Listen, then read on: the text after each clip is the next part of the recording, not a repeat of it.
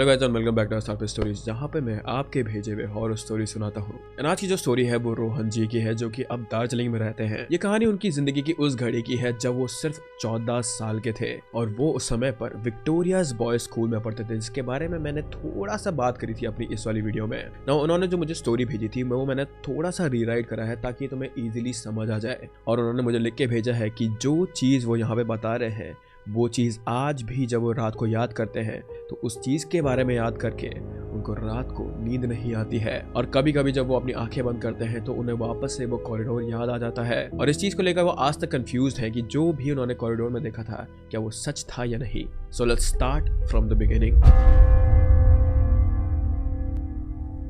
जनवरी 1979 की बात है।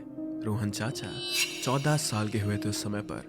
उनके पिताजी का ट्रांसफ़र सिलीगुड़ी में हुआ था और उन्होंने सोचा कि बेटा एक सेमेस्टर के लिए बोर्डिंग स्कूल में रह लेगा और वहाँ डिसिप्लिन भी सीख लेगा।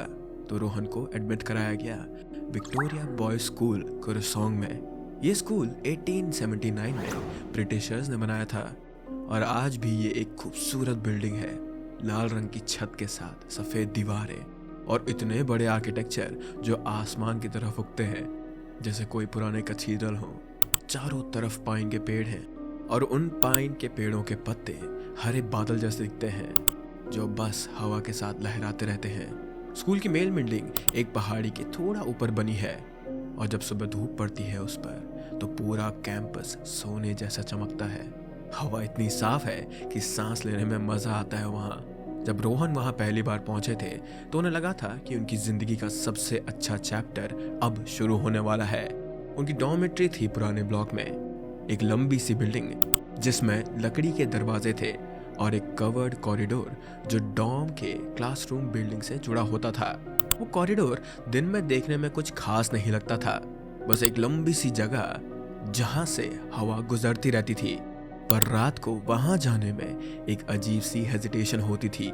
ऐसा नहीं कि डर लगता था वहां जाने में, बस अजीब सा ख्याल आता था उनके दिमाग में। पहले 3 रात तो बिल्कुल नॉर्मल गुजरे थे उनके लिए। रोहन ने अपने रूम पार्टनर अजय से दोस्ती कर ली थी जो कि शिमला के ही थे। उनके बीच में बातें होती थी। रोज रात को छुपके वो दोनों टॉर्च के साथ कॉमिक्स पढ़ा करते थे। क्लासिक बोर्डिंग स्कूल लाइफ की मस्ती। लेकिन चौथी रात को सब कुछ बदल गया। रात के करीब 2 बजे रोहन की अचानक से नींद खुल गई। उन्होंने नोटिस करा कि डॉर्मेट्री के बाहर से कोई आवाज आ रही है, एक बारीक वाइट नॉइज सी जो एकदम साफ सन्नाटे में अलग ही सुनाई दे रही थी। और उसी के साथ साथ किसी के जूतों की आवाज़, हैवी लेदर शूज जो स्कूल के पुराने ज़माने में टीचर्स पहना करते थे। और ये साउंड बहुत धीरे धीरे तेज़ हो रही थी। रोहन डर की वजह से उठकर बैठ गए। उनका दिल इतनी तेज़ी से धड़कने लगा था कि अब उनसे कंट्रोल नहीं हो रहा था। उन्होंने दरवाजे की तरफ देखा और जहाँ से यह आवाज़ आ रही थी वो एक 80 मीटर लंबा कॉरिडोर था। इस पूरे कॉरिडोर के ऊपर येलो लाइट्स लगी हुई थी बहुत सारी, and he could feel that there was a shadow there. और अब जो ये आवाज़ थी वो धीरे धीरे उनके नज़दीक आ रही थी। कॉरिडोर का जो दरवाज़ा था वो रोहन के रूम के बिल्कुल सामने था और आवाज़ वहाँ आते ही रुक गई। That moment of brief silence it made Rohan panic. कुछ सेकेंड्स के लिए तो कुछ भी नहीं हुआ। ऐसा लग रहा था कि जिस भी चीज़ से वह आवाज़ आ रही थी वो बस वहीं कॉरिडोर के दरवाजे के पास खड़ी है। और फिर धीरे धीरे करके वो आवाज़ अब कॉरिडोर के डोर से दूर जाने लगी थी। रोहन को पूरी रात नींद नहीं आई। वो बस यही सोचते रहे कि आखिर इतनी रात को यहाँ पर कौन आया होगा। सुबह जब वो क्लास में गए तो रोहन ने अपने बैचमेट से ये बात करी। रोहन ने अपने बगल में बैठे राजेश और पीछे बैठे अनिल से ये कहा कि कल रात को कोई कॉरिडोर में था और उन्होंने अपने दोस्तों को इस चीज़ के बारे में पूरी डिटेल में बताया।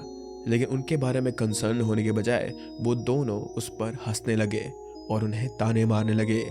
राजेश बोला कि तू ज़रूर कोई बुरा सपना देख रहा होगा और अनिल ने कहा उन्हें कि ऐसा थोड़ी होता है और क्या ये हर एक नए बच्चे को यहाँ आके डर लगता रहता है। सो बेसिकली किसी ने भी उनकी बात सीरियसली नहीं ली। रोहन ने कहा कि मैंने सच में वहाँ आवाज़ सुनी थी लेदर शूज़ की।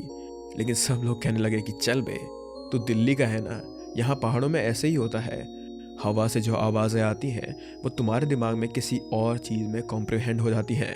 और उनके ताने सुनकर रोहन चुप हो गए थे। उन्हें लगा कि शायद से सच में मैं गलत सुन गया था कल रात को। शायद से सच में वहाँ कोई नहीं था और ये हवा की वजह से ही मुझे ऐसा सुनाई दे रहा था।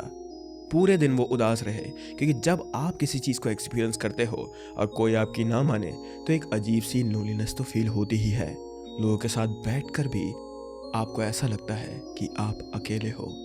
लंच ब्रेक के टाइम पे रोहन ग्राउंड के एक कोने में अकेले बैठकर अपना टिफिन खा रहे थे। तभी एक लड़का आया वहाँ पर। वो क्लास 11 का था और उसका नाम बिमल था। वो एक नेपाली लंबा लड़का था, सीधे चेहरे वाला, और उसकी आंखों में अजीब सी समझ थी। उसने रोहन से पूछा कि सुबह तो क्लास में कुछ बोल रहा था कॉरिडोर की आवाज़ों के बारे में। रोहन ने कहा, लेकिन सब लोग इस बात पर हंस रहे थे तो मैंने भी उसे जाने दिया। बिमल ने अपने पास बैठे हुए अपने दोस्त को कुछ बोला और फिर वो रोहन के साइड में आकर बैठ गया। बिमल ने रोहन से पूछा कि तुमने एग्जैक्टली क्या सुना था, मुझे सब कुछ डिटेल में बताओ। और फिर रोहन ने बताया कि मुझे लेदर शूज़ की आवाज़ सुनाई दे रही थी जो कि धीरे धीरे बहुत ज़्यादा बढ़ी और फिर रुक गई। बिमल ये सब कुछ एकदम सीरियसली सुन रहे थे। बिमल ने उनसे पूछा कि क्या तुमने कल रात को दरवाज़ा खोला था? तो रोहन ने कहा, नहीं, मैं बहुत ज़्यादा डरा हुआ था भैया। बिमल ने सर हिलाया और बोला, तूने अच्छा किया। फिर उसने एक ऐसी बात बताई जो रोहन को आज तक याद है। बिमल ने कहा कि वो स्कूल पुराना है, 1800 में बना था ये स्कूल, और उस समय का एक हेडमास्टर था मिस्टर वाइटमोर। बहुत स्ट्रिक्ट, लेकिन बच्चों से बहुत प्यार करता था वो। रात को भी वो बच्चों की सेफ्टी के लिए राउंड लगाया करता था, ये देखने के लिए कि क्या सब सो रहे हैं ना। 1963 में उसकी डेथ हो गई थी। हार्ट अटैक आया था उन्हें और वो उसी कॉरिडोर में थे, राउंड लगा रहे थे जब उनके साथ ये हुआ था। बिमल ने उन्हें बताया कि इससे ज़्यादा तो वो कुछ नहीं जानते, क्योंकि उन्होंने भी ये कहानी अपने चाचा से सुनी थी जो कि सेम इसी स्कूल में पढ़ा करते थे। लेकिन बिमल ने रोहन को एक वार्निंग दी that no matter what happens, चाहे कुछ भी आवाज़ आए, चाहे तुझे कोई बुलाए ही क्यों ना, रात को 2 बजे के बाद वो दरवाज़ा मत खोलना। सो जाना, एक्टिंग करना, अपनी कंबल पकड़ के रखना, लेकिन मत खोलना वो दरवाज़ा। फिर उस दिन रात हुई। रोहन को डर के मारे नींद नहीं आ रही थी। उन्होंने सोचा कि शायद बिमल ने सच ही कहा होगा, वो सीनियर है, जानता होगा ये सब कुछ। लेकिन साथ ही साथ उनके मन में एक क्यूरियोसिटी भी थी, अगर यहाँ बाहर कुछ नहीं है तो आखिर उन्होंने मुझे मना क्यों करा, और अगर है तो क्या। उस समय पर टाइम हो रहा था 1:45 AM। रोहन ने सोचा कि मैं बस दरवाजे के पास जाऊंगा, देखूंगा कि कुछ है भी या नहीं, और फिर वापस आ जाऊंगा। लेकिन तभी 2 बजने वाले थे। रोहन ने हल्के से दरवाजा खोला। कॉरिडोर में अगेन वही पीली झिलमिल लाइट चल रही थी और वहां कुछ नहीं था। It was complete silence. Rohan ने सांस ली, सोचा कि चलो ठीक है, शायद सच में यहाँ हवा ही थी कल रात। लेकिन तभी लाइट फ्लिकर होनी शुरू हो गई थी। रोहन ने पीछे मुड़ के देखा तो लाइट अभी भी फ्लिकर कर रही थी, लेकिन धीरे धीरे करके ये फ्लिकरिंग बहुत ज़्यादा देर तक डार्कनेस में बदल रही थी। और फिर वही आवाज़ रोहन को सुनाई दी जो उन्होंने पिछले रात को सुनी थी। कोई तो आ रहा था। लेदर शूज़ की आवाज़ बिल्कुल साफ आ रही थी उन्हें। रोहन का दिल जोर जोर से धड़कने लगा। आवाज़ उनके अब बहुत ज़्यादा नज़दीक आ रही थी, वो भी बहुत ज़्यादा धीरे से। और ये साउंड अब कॉरिडोर के एंड से शुरू होके उनके रूम तक आ पहुंची थी। रोहन वहीं खड़े थे। उनके पेट में अजीब सा दर्द होने लगा था, जैसे कोई उनकी नाभि को प्रेस कर रहा हो। और फिर जो उन्होंने देखा उससे उनकी रूह कांप गई। येलो फ्लिकरिंग लाइट में भी उन्हें एक शैडो दिखाई दी, एक साया। और फिर जैसे ही उन्होंने नीचे अपने पैर की तरफ देखा तो उन्हें अपने पैरों के सामने ब्लैक लेदर शूज दिखाई दे, जो कि बहुत ज़्यादा पॉलिश हुए थे और चमक रहे थे। और फिर उन्हें एक आदमी की ब्लैक शैडो जैसा कुछ दिखाई दिया। उस आदमी के हाथ में एक रजिस्टर था, पुराना रजिस्टर, और उसकी आंखें बिल्कुल अलग थी। दे वर शाइनिंग ब्राइट, लेकिन उन आंखों में कोई भी जान नहीं थी, जैसे कि वो कांच की बनी हो। उस शैडो ने रोहन को देखा और मुस्कुराया, एक अजीब सी फोर्स स्माइल दी, और फिर उसने हाथ उठाया और दरवाज़ा खोलने की कोशिश की। रोहन जो इस टाइम पे पूरे के पूरे फ्रीज थे, उन्होंने फौरन दरवाज़ा क्लोज करा।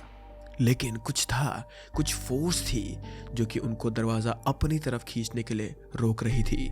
रोहन ने पूरा वेट लगा दिया इस चीज को बंद करने के लिए, लेकिन फिर भी वो दरवाजा बंद नहीं हो रहा था। रोहन चिल्लाए लेकिन उनकी आवाज कोई सुन ही नहीं रहा था। उन्होंने बाथरूम की तरफ देखा और तब उन्हें वहां से भागने का एक मौका दिखाई दिया।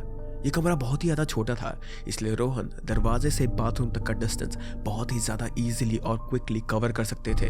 तो उन्होंने सीधा भागकर बाथरूम में जाना सही समझा और दरवाजे को अपनी तरफ से बंद कर दिया। लेकिन उन्हें ये चीज पता थी कि वो आदमी अब अंदर आ चुका है और अब बाथरूम के की होल से रोहन देख सकते थे क्लियरली उस आदमी का चेहरा। उसका चेहरा पूरा का पूरा सूखा हुआ था, जैसे कोई पुरानी फोटोज होती है ना, वैसा ही उसका रंग पीला पड़ा हुआ था। और जैसे ही रोहन आगे कुछ बोल पाते वो इंसान बोलने लगा, अटेंडेंस टाइम, क्लास में चलो। हर शब्द के बीच में पॉज था, जैसे उन्हें सांस लेनी पड़ रही हो। इतना कहने के बाद बाहर से वो आदमी अब बाथरूम का दरवाजा खोलने की कोशिश कर रहा था। उसने नॉक करा, लेकिन रोहन ने अपने पैर से दरवाजा रोका हुआ था और फिर कोई जोर जोर से वो दरवाजा खटखटाने लगा। रोहन, क्लास में चलो, लेट हो गई है। इतना बोलने के बाद वो इंसान फिर भी बाहर से दरवाजा खटखटाने की कोशिश कर रहा था और ये सब कुछ देखकर रोहन की आंखों के सामने अंधेरा छाने लगा था। And he fainted right there. उनकी आंखें बंद हो गई थी। उनके दिमाग में फेंट के टाइम पे भी बस यही चल रहा था कि सुबह कब होगी, और गिरते वक्त भी उनके लिए टाइम जैसे रुक सा गया था। फिर सुबह उन्हें एक अनजान सी आवाज आई। मॉर्निंग की पहली बेल बजी 5:30 AM की, जो कि एक वेकअप कॉल होती है। रोहन की आंखें खुली। वो बाथरूम के फ्लोर पर गिरे हुए थे। उनकी आंखें एकदम लाल हो चुकी थी इस पॉइंट पर, और बाथरूम का दरवाजा खोला हुआ था, लेकिन अंदर बाथरूम के कोई नहीं था। उनके रूम में भी कोई नहीं था। रोहन ने जब उठने की कोशिश करी तो उनकी पूरी बॉडी में दर्द हो रहा था, जैसे किसी ने उन्हें पीटा हो। उन्होंने अपने रूम का दरवाजा देखा और वो भी खुला हुआ था। उन्हें याद नहीं था कि उन्होंने ये दरवाजा खोला था या फिर किसी और ने ये दरवाजा खोला था। लेकिन फिर वो अपने बेड की तरफ गए और वहां पे कुछ पड़ा हुआ था। एक पेज, पुराने रजिस्टर का एक पेज जिसका कोना फटा हुआ था। उस पर ब्लू इंक में लिखा हुआ था रोहन एब्सेंट, और वो इंक अकॉर्डिंग टू रोहन उस टाइम पर भी गीली थी, क्योंकि जब उन्होंने उस पन्ने पे हाथ लगाया तो उनकी उंगलियों में वो नीली इंक लग गई थी। रोहन ने फ्लोर देखा तो वहां पर गीले निशान थे जूतों के, जो बाथरूम से बाहर निकल रहे थे कॉरिडोर की तरफ। उस दिन रोहन बहुत ज़्यादा बीमार पड़ गए थे, तो वो स्कूल के क्लासेस अटेंड करने के लिए नहीं गए। लेकिन अगले दिन रोहन ने बिमल को बताया सब कुछ। बिमल ने कुछ नहीं कहा, बस सर हिलाते रहे वो, क्योंकि वो जानते थे कि रोहन के साथ क्या हुआ है। और अब रोहन इतना ज़्यादा डर गए थे कि उन्होंने वापस जाने के लिए अपने घर फ़ोन कर दिया। उन्होंने ये बहाना दिया कि वो बहुत ज़्यादा बीमार हैं और उन्हें फीवर आ गया है। उनके घर वाले उन्हें लेने भी आ गए सीधा सीधा, और उसके बाद रोहन ने वो स्कूल कभी नहीं देखा। उनका बचपन निकल गया, जवानी निकल गई, और अब वो काइंड ऑफ बुढ़ापे में है। डॉक्टर ने कहा था कि उस रात उन्हें हाई फीवर था, तो हेलुसिनेशन होने के चांसेस ज़्यादा थे। लेकिन रोहन के पास वो रजिस्टर का पेज आज तक मौजूद है।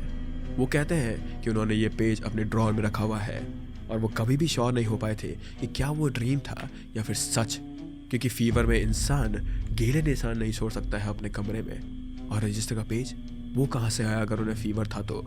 Whatever happened that night, he still believes that he did see someone there. And to be honest, I believe him as well. क्योंकि अगर ये हेलुसिनेशन था, तो जो उन्होंने अपने पास सबूत होने का दावा किया है वो नहीं होना चाहिए था।